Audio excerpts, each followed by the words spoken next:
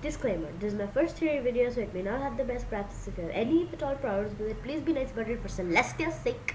I hope my theories make sense, but if they don't, you are free to add your own twists to my theories. Hello guys, welcome back to my channel, Isha Super World, and today I'm going to be talking about my theories on how did Luna become Nightmare Moon, because it's not like it's every day when just like poof, you wake up and you're stronger than Celestia. So this is my theory on how she became.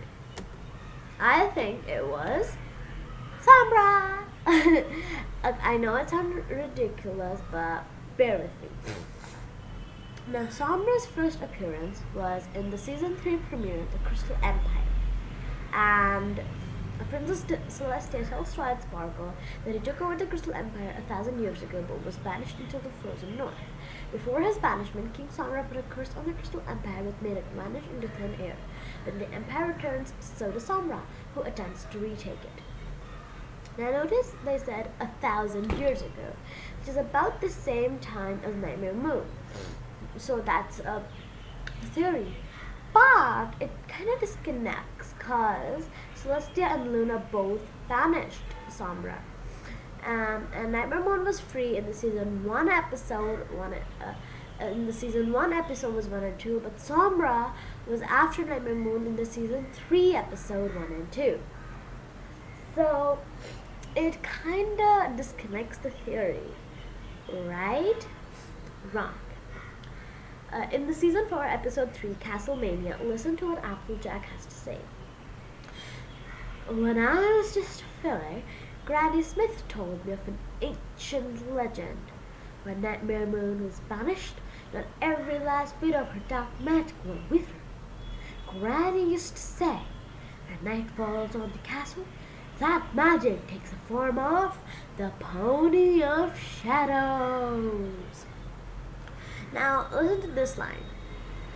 When Nightmare Moon was banished, not every last bit of her dark magic went with her, which is another way of saying some of Nightmare Moon's dark magic escaped Celestia's spell.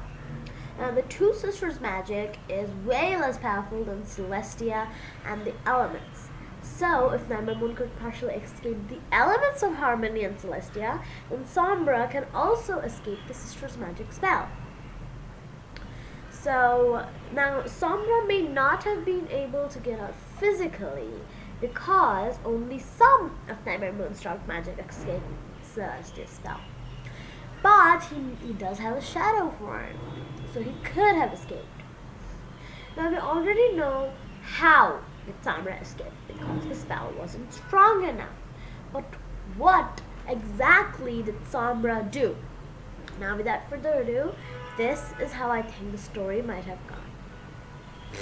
Once there was an evil king called Sombra who used to torment and enslave the people of the Crystal Empire. Now, since the Crystal Empire reflects upon the whole of Equestria, the two leading Alicorn princesses, Celestia and Luna, went to the Crystal Empire to stop him, so that all of Equestria could be saved from chaos and destruction. Sombra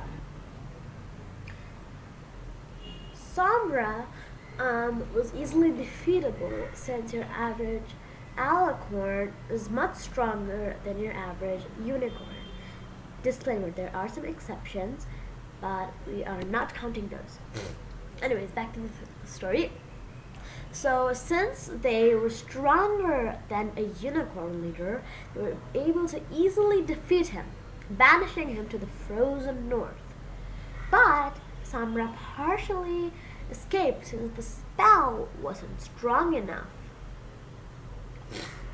Now, King Sombra wanted revenge on the two sisters and he wanted to break their power and strength and how they always connected with each other, because he knew that was what gave them power. So when he found out about Luna's despair and anger, he talked with her in the form of his shadow, in his shadow form, and thus turning her into Nightmare Moon. Now, the rest of it is history, because then Nightmare Moon was banished by Celestia, and then they came back, and then the main six defeated her again, and then she turned back to Luna. Now, I really like this theory, but I can't wait to hear your thoughts. Comment down below what you think of this theory.